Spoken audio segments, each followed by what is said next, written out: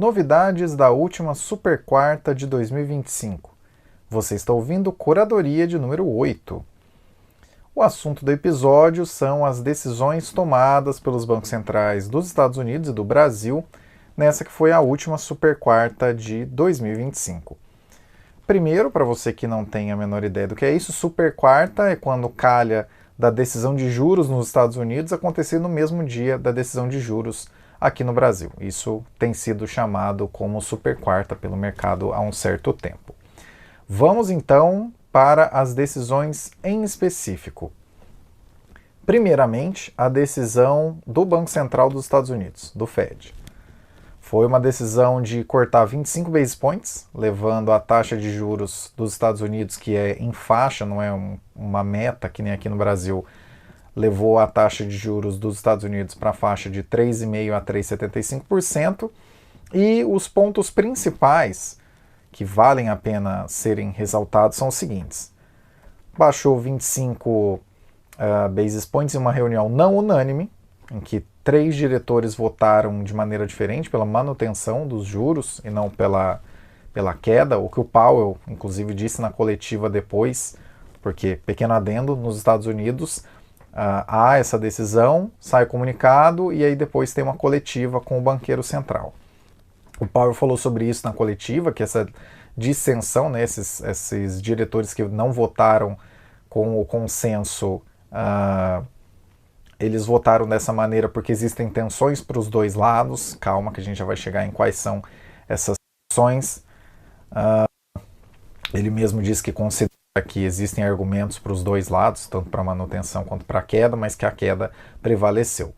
Foi sinalizado no dot plot, que é o gráfico onde os diretores votantes do Fed imaginam que estará a taxa de juros dos Estados Unidos para os próximos períodos. Foi sinalizado no dot plot que no ano de 2025 teremos uma queda de 25 basis points e no ano de 2026 teremos uma queda de 25 basis points e no ano de 2027 teremos outra queda de 25 basis points, colocando a taxa esperada para o prazo relevante observado pelo Fed em 3%, o que inclusive é consideravelmente maior do que os 3,6% que a taxa de juros dos Estados Unidos está para 2 anos e ainda menor do que os quase 4,2% que a taxa de juros dos Estados Unidos está para 10 anos. A inflação que o Banco Central dos Estados Unidos espera para o final de 2026 é de 2,4%, anteriormente esperava 2,6%, lembra? E o crescimento esperado mudou para 2,3%, anteriormente esperavam 1,8%. Eles vão olhar os dados antes de tomar as próximas decisões, reforçaram que o mercado de trabalho lá melhorou, mas que existem riscos de que ele ainda fique mais apertado, né, nesse duplo mandato deles, que lá é inflação e mercado de trabalho. A economia está em ritmo moderado, a inflação permanece em patamar elevado. Sobre um ponto que a gente adiantou para vocês aqui no Curadoria de número 7, colocaram que vão comprar mais títulos para o balanço, e no caso títulos públicos de curto prazo, né, conhecido também como treasuries. De novo, a gente antecipou isso para você no Curadoria número 7. Não especificaram por quanto tempo, mas disseram que será 40 bilhões de dólares no primeiro mês e deve continuar em um patamar razoavelmente elevado por um período ainda não sinalizado. Em todo caso, essas compras devem continuar por alguns meses e isso foi colocado pelo Powell na coletiva como sendo para que o Fed tenha reservas amplas o suficiente e possa atuar no mercado, que ficou um tanto aberto, foi bastante questionado na coletiva, mas enfim, a ideia seria de suavizar flutuações no mercado de juros dos Estados Unidos, a ideia dessas compras. E de novo, 40 bilhões de dólares em treasuries no primeiro mês e expectativa de continuar em uma compra mais ou menos nessa mesma direção. Se demandarem. Deixa aberto. A respeito das tarifas, o Powell colocou que espera, né, o Fed espera que o impacto máximo delas aconteça na inflação americana no primeiro trimestre de 2026. E que recentemente o Core PCE, né, que é o núcleo da inflação dos Estados Unidos, a inflação ao consumidor, ele acelerou para 2,8%, apesar da inflação estar um pouco abaixo disso, e que vem aí né, das tarifas. Sobre o shutdown, disse que afetou pouco, mas em função do shutdown e da não divulgação de dados, né, alguns dados desde outubro não estão sendo divulgados adequadamente, o Fed olhou alguns outros dados de matriz mais privada para tomar essa sua decisão. Sobre esse ponto, a relação entre a do mercado de trabalho, o Fed avalia que há um risco de alta na inflação, em outras pressões que vêm do mercado de bens e não do mercado de serviços, né? Vem majoritariamente da parte de bens do que da parte de serviços. E quanto ao lado do mercado de trabalho, a pressão que se espera é uma pressão de baixa, dentre outros motivos, pelo que ele citou, pelo avanço da economia de uma maneira um pouco mais reforçada do que se imaginava anteriormente, né? Lembre-se que nessa reunião deixaram de ver um crescimento de 1,7 para ver um crescimento de 2,3 no ano que vem. Então esse ritmo mais acelerado e também pelo efeito migratório em queda, que também já tem sido colocado como uma coisa que faz diferença. Opinião. Um pouco preocupante para mim é o tanto que inteligência artificial foi considerada como um fator de crescimento para 2026, tanto do PIB quanto da renda. Isso foi colocado como o grande, pelo Powell na coletiva, colocado como o grande fator preponderante para que o crescimento permaneça robusto, permaneça forte no ano de 2026. E ficou meio nublado para mim o que quiseram dizer com o efeito máximo das tarifas deve acontecer no primeiro trimestre de 2026. Enfim, isso ficou meio vago, também foi questionado na coletiva, mas não teve tanto esclarecimento, a meu ver. Em todo caso, a decisão foi razoavelmente firme, mesmo não tendo sido fechada, não tendo sido uma unanimidade entre todos os votantes.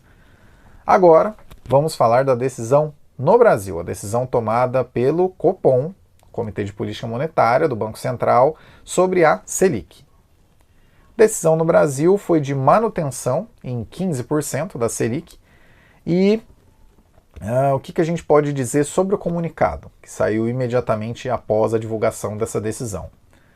O Banco Central visualiza que o PIB está desacelerando, mas o mercado de trabalho permanece resiliente. A inflação está desinchando, mas ainda está fora da meta. A expectativa de inflação do Banco Central é de 4,4% para 2025 e 4,2% para 2026, ou seja, ainda um tanto distante da meta. Porém, na projeção do Focus, que eles sinalizam dentro desse comunicado, a projeção do Focus para a inflação no segundo trimestre de 2027, que é o atual horizonte relevante do Banco Central, é 3,2%, que já é bem mais próximo de 3%, que é o centro da meta. Segundo o Banco Central, os riscos seguem para a inflação tanto presentes para alta quanto para baixa. Os riscos de alta seriam uma inflação desancorada por mais tempo, que acaba tendo ali um efeito inercial, né? Vai todo mundo reajustando, porque imagina que a inflação vai estar sempre daquele patamar para cima. Outro ponto de risco de alta para a inflação, serviços puxando para cima por um hiato mais positivo do produto, o famigerado, se a demanda continuar maior do que a oferta, isso vai continuar puxando os preços e no setor de serviços o grande temor do Banco Central agora é que isso aconteça de maneira ainda mais intensiva no setor de serviços. E como terceiro ponto, efeito do câmbio mais depreciado, dólar mais alto por mais tempo, passando aí para os preços gerais pelos importados e também por outros aspectos que acabam sendo afetados pelo dólar quando ele fica mais alto, mesmo que ele tenha descido bastante nos últimos tempos, mas enfim. E os riscos de baixa para a inflação colocados pelo Banco Central são os seguintes: a economia desacelerar mais do que o esperado. Lembre-se que nesse próprio comunicado já disseram, a economia está desacelerando, eles reconhecem isso, mas colocam como risco eventual de queda. da inflação, a economia desacelerar mais do que o esperado. Segundo ponto, desaceleração global advindo da guerra comercial. E terceiro ponto, commodities entregando efeitos deflacionários além do esperado também.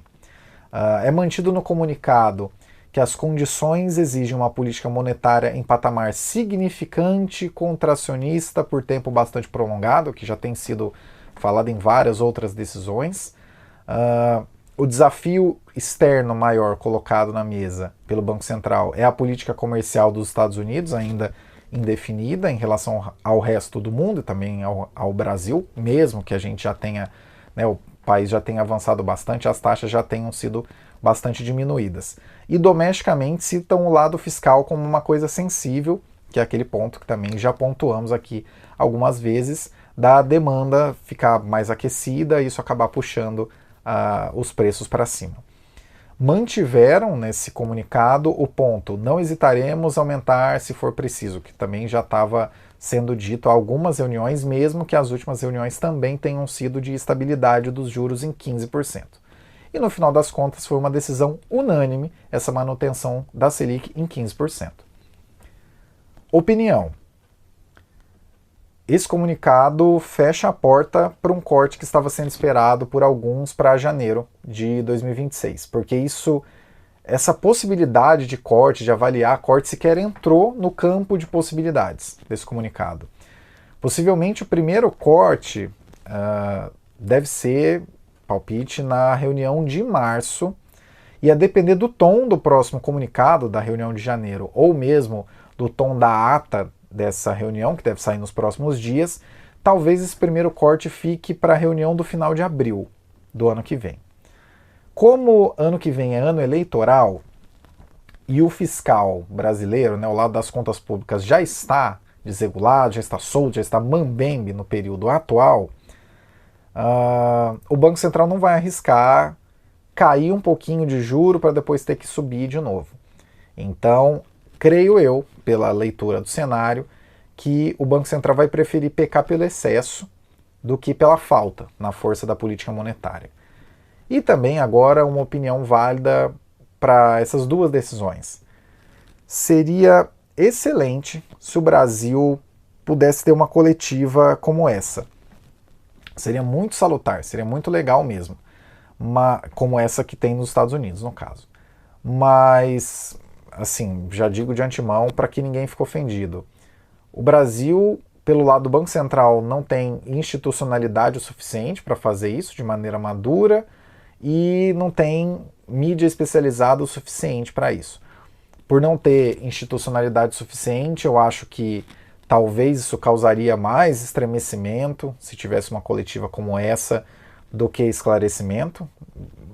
Talvez, se fosse o Galípolo fazendo, daria para ter um pouco mais de confiança, mas você ficar dependendo do banqueiro central da ocasião para ver como é que essas coisas iriam funcionar é meio complicado. E pelo lado da imprensa especializada, eu creio sinceramente que seriam mais perguntas do tipo: você não acha que o juro está elevado? Né, que não significam nada per se, do que necessariamente perguntar os meandros disso, né, que nessas coletivas do Banco Central dos Estados Unidos, pós-decisão, são perguntados os meandros. Olha, por que você acha que o mercado de trabalho vai nessa direção? Por que você acha que essa decisão corrobora com o objetivo de manter a inflação na meta? Alguma coisa assim. Eu acho que, sinceramente, aí até fica a grande crítica, o grande toque para a nossa imprensa especializada de mercado, teoricamente. A gente ainda não tem musculatura o suficiente, nem do Banco Central, nem da mídia especializada. Uma pena, creio que a gente pode sim ter isso em algum momento.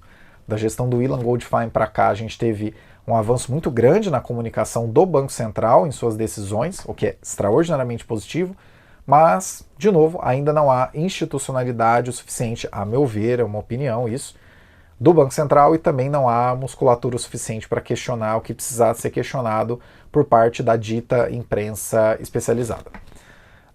E o que dá para esperar para 2026, tanto de juros nos Estados Unidos quanto de juros no Brasil? Essa resposta virá em breve no quarto novo formato de conteúdos do Terraço Econômico. É isso mesmo, eu falei que Não seria uma só a substituição do Terraço Cast, serão 4. É isso. Se você continuar acompanhando aqui, por isso vale a pena você curtir esse conteúdo, compartilhar e ficar de olho, né? Se inscrever aí para acompanhar as próximas divulgações. As respostas a respeito do que esperar para 2026 você terá no próximo formato. Quando é que ele vai sair? Tenha um pouquinho de paciência, ele vai sair em breve. Caio Augusto, em 10 de dezembro de 2025, até o próximo Curadoria.